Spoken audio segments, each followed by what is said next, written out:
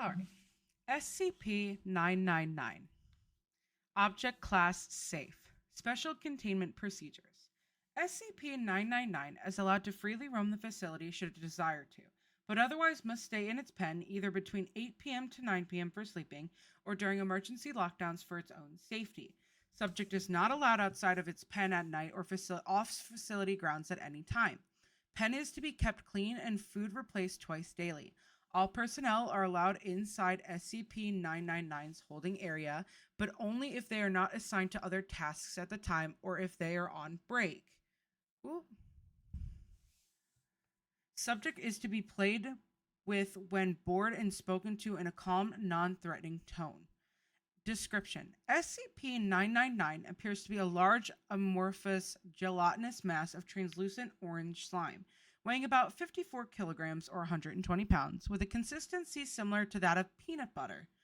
Subject's size and shape is easily malleable and can change shape at will, though when at rest, SCP 999 becomes a rounded, oblate dome roughly 2 meters wide and 1 meter in height.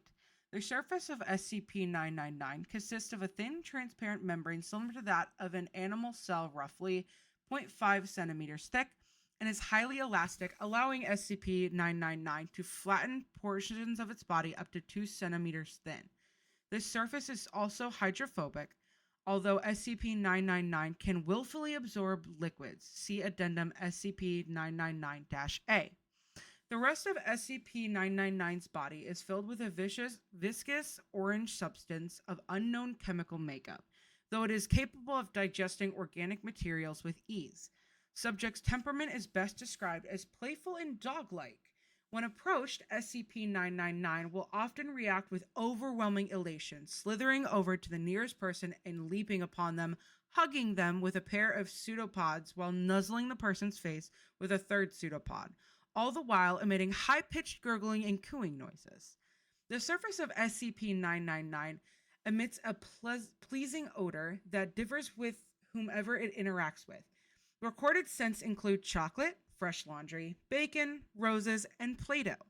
Simply touching SCP-999's surface causes an immediate mild euphoria, which intensifies the longer one is exposed to SCP-999 and lasts long after separation from the creature. Subject's favorite activity is tickle wrestling, often by completely enveloping a person from the neck down and tickling them until asked to stop, though it does not always immediately comply with this request. Though injuries may occur, SCP-999 has never been found to purposefully attempt to harm others, and will immediately back away and contract its body into a quivering mound while gurgling in a manner similar to a whimpering dog, seemingly apologizing for hurting someone on accident. While the creature will interact with anyone, it seems to have special interest in those who are unhappy or hurt in any way. Persons suffering from crippling depression or PTSD, for example, have reported having a far more positive outlook on life after multiple interactions with SCP-999. The possibility of manufacturing antidepressants from SCP-999 slime is currently being discussed. In addition to its playful behavior, SCP-999 seems to love all animals, especially humans, refusing to eat any meat and even risking its own life to save others, on one occasion leaping in front of a person to take a bullet fired at them. Subject's intelligence is still up for debate. Though its behaviors is infantile, it seems to understand human speech and most modern technology, including guns.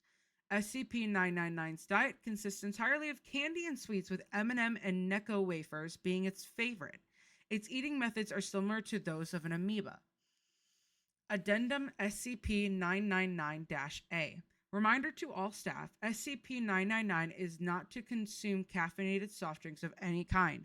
Last week, someone gave SCP-999 a can of cola along with its usual breakfast.